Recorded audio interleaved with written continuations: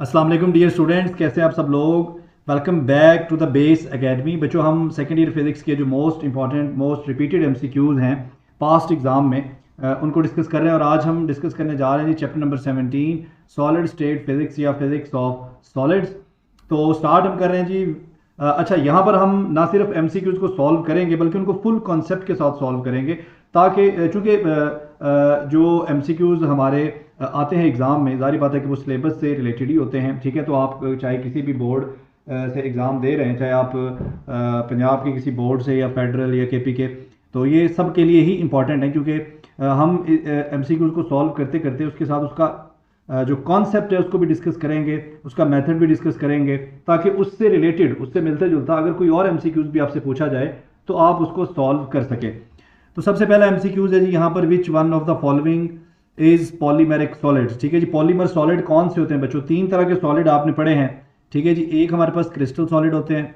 ठीक है जी, crystal solid जो होते हैं इसमें एटम्स जो हैं उनका वो ऑर्डरली अरेंज होते हैं, यानी कि ऑर्डर पूरी तरह से मौजूद होता है। दूसरे हमारे अमॉर्फस सॉलिड होते हैं। ठीक है जी, अमॉर्फस सॉलिड जो हैं, ठीक है जी, इनमें ऑर्डर जो है वो डिसअपियर होता है, एटम्स की जो अरेंजमेंट है उसमें ऑर्डर नहीं होता, एटम्स ऑर्डरली अरेंज नहीं होते। और तीसरे हमारे पास पॉलीमर सॉलिड होते हैं। ठीक है जी, ये ऑर्डर और डिसऑर्डर के दरमियान में होते हैं, यानी कि इसमें जो ऑर्डर है वो क्रिस्टल सॉलिड से तो कम होता है लेकिन अमॉर्फस सॉलिड से ज़्यादा होता है। तो यहाँ पर जो नायलॉन है ये क्या है? ये एक पॉलीमर सॉलिड है। ठीक है, अब देखें, अब हमने तीनों डिस्कस कर लिए तो आपकी रिवीजन हो गई। अब इससे कोई भी एमसीक्यूज आएगा तो इंशाल्लाह आप उसको टैकल कर सकेंगे। सेकेंड हमारे पास एमसीक्यूज है, substances which break just after the elastic limit is reached.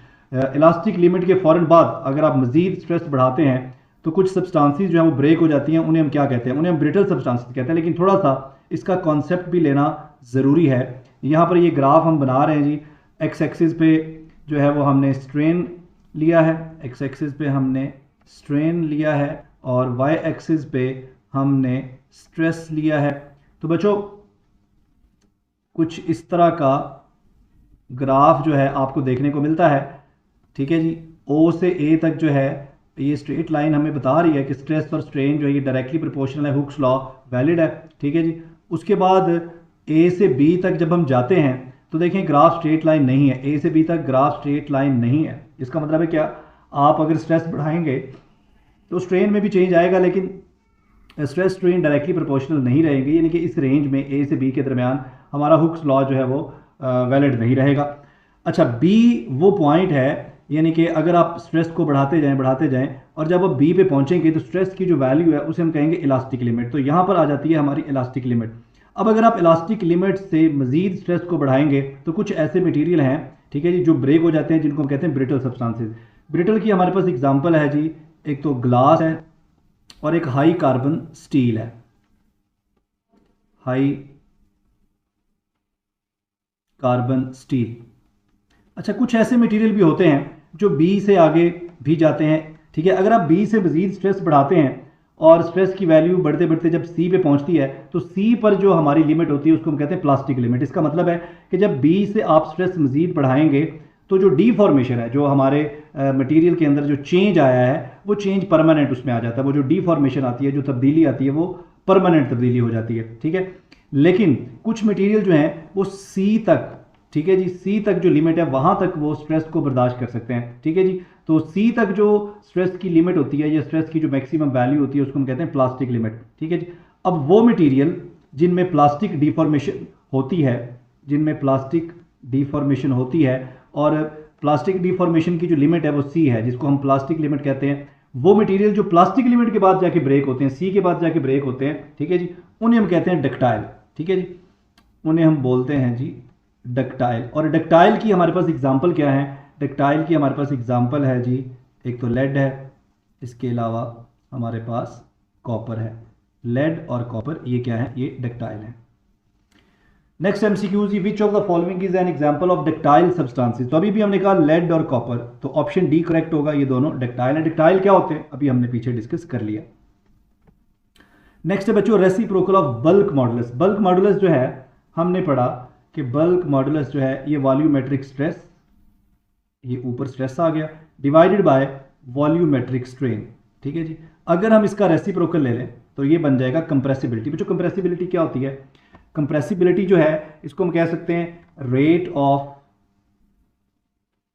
Rate of change of volume with pressure. ठीक है जी, rate of change of volume with pressure is called compressibility. Next है बच्चों द कंडक्टिविटी ऑफ मेटल्स। ठीक है जी, हमारे पास तीन तरह के सब्सटेंसेस होते हैं, उनकी जो इलेक्ट्रिकल प्रॉपर्टीज हैं उनकी बुनियाद पर। एक तो हमारे पास होते हैं मेटल्स, जिनकी अभी बात हो रही है। तो मेटल्स की जो कंडक्टिविटी है, मेटल्स हाईली कंडक्टिव होते हैं for both electricity and heat. So metals की जो कंडक्टिविटी है, ये इसकी वैल्यू बहुत हाई होती है, 10⁻⁷।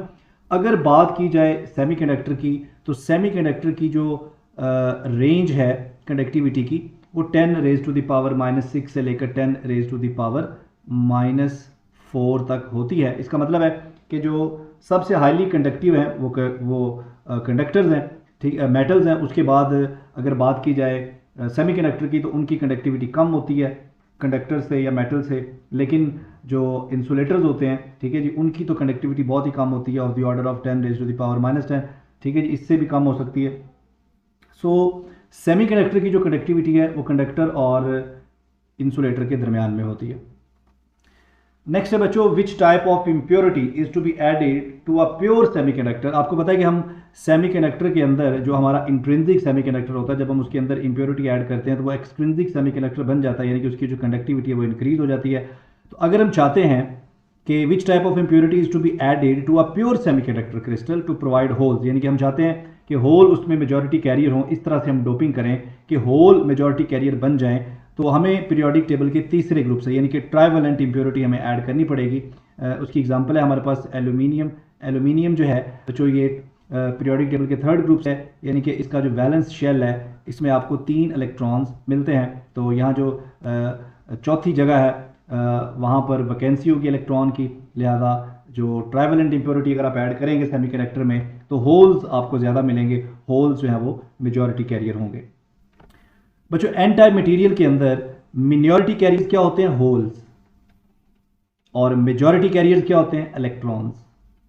तादाद में ज़्यादा जो है वो इलेक्ट्रॉन्स होते हैं। ठीक है, लेकिन याद रखना आपने, ओवरऑल जो सेमीकंडक्टर होगा वो न्यूट्रल होगा, चाहे एन टाइप हो या पी टाइप हो। ठीक है जी, एन टाइप से कभी भी मुराद नेगेटिव टाइप नहीं है और पी टाइप से मुराद पॉजिटिव टाइप नहीं है। कोई भी सेमीकंडक्टर क्रिस्टल, चाहे वो एन टाइप है या पी टाइप है, एज अ होल वो न्यूट्रल ही है।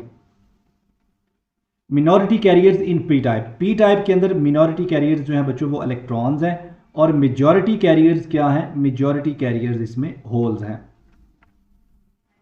नेक्स्ट हमारे पास आ गया बच्चों द टेम्परेचर बिलो विच, वो टेम्परेचर जिससे अगर आप टेम्परेचर कम करेंगे, टेम्परेचर की वो वैल्यू जिससे अगर आप टेम्परेचर को कम करें तो कुछ मटेरियल जो है वो सुपर कंडक्टर बन जाते हैं। ठीक है जी, तो यहाँ पर देखें जी, अगर हम ग्राफ बना लें बिटवीन टेम्परेचर एंड रेजिस्टिविटी, तो ये ग्राफ ऐसे स्ट्रेट लाइन आता है, यानी कि रेजिस्टिविटी जो है वो टेम्परेचर बढ़ाने से बढ़ती है, लेकिन अगर आप टेम्परेचर कम करें, पीछे की तरफ जाएं, तो एक ऐसा वैल्यू भी आता है टेम्परेचर का, ये देखें, जहाँ पर आकर जो रेजिस्टिविटी है वो ज़ीरो हो गई है। ठीक है जी, तो ऐसे टेम्परेचर को हम कहते हैं क्रिटिकल टेम्परेचर। और वो मटेरियल देखें इस रीजन में अगर आप टेम्परेचर कम करेंगे फर्दर, या इस रीजन में आपको कोई रेजिस्टिविटी नज़र नहीं आ रही, इसका मतलब है कि इस रीजन में जो कंडक्टर्स होंगे वो क्या कहलाएंगे? वो परफेक्ट कंडक्टर या सुपर कंडक्टर कहलाएंगे। और वो टेम्परेचर, ठीक है, जिस टेम्परेचर पे आके वो सुपर कंडक्टर या परफेक्ट कंडक्टर बन जाते हैं, उस टेम्परेचर को हम कहते हैं क्रिटिकल टेम्परेचर। अच्छा, एक क्रिटिकल टेम्परेचर है, क्यूरी टेम्परेचर है।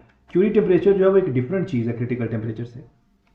क्रिटिकल टेम्परेचर ऑफ एल्यूमिनियम, यानी कि अगर आप इतना कम टेम्परेचर करेंगे तो उस पर आके ये क्या बन जाएगा? ये सुपर कंडक्टर बन जाएगा। तो ये 1.18 केल्विन है, बहुत ही कम वैल्यू है टेम्परेचर की।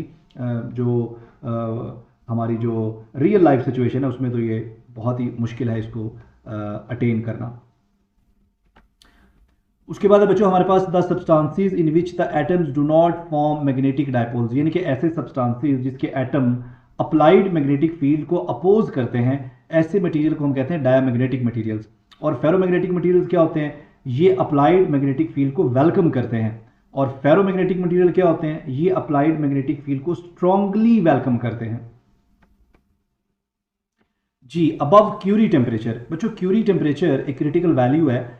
क्यूरी टेम्परेचर से टेम्परेचर अगर आप बढ़ाएंगे तो आयरन क्या बन जाता है, पैरामैग्नेटिक। यानी कि कोई भी मटेरियल जिसका कोई भी फेरोमैग्नेटिक मटेरियल जिसका टेम्परेचर अगर आप क्यूरी टेम्परेचर से बढ़ाएंगे तो वो पैरामैग्नेटिक मटेरियल बन जाएगा, और क्यूरी टेम्परेचर से बिलो रखेंगे टेम्परेचर तो फिर वो फेरोमैग्नेटिक होगा। इसका मतलब है कि आयरन जो है अगर उसका टेम्परेचर क्यूरी टेम्परेचर से कम है तो वो क्या है, वो फेरोमैग्नेटिक है। लेकिन अगर आप उससे बढ़ाएंगे तो वो क्या बन जाएगा, उसकी जो टेम्परेचर बढ़ाने से उसकी जो मैग्नेटिक प्रॉपर्टीज़ हैं, ठीक है जी, वो डिस्टर्ब होंगी। और अगर आप टेम्परेचर की वैल्यू क्यूरी टेम्परेचर से ज़्यादा कर देंगे तो वो अपनी फेरोमैग्नेटिक प्रॉपर्टीज़ को लूज करके पैरामैग्नेटिक बन जाएगा।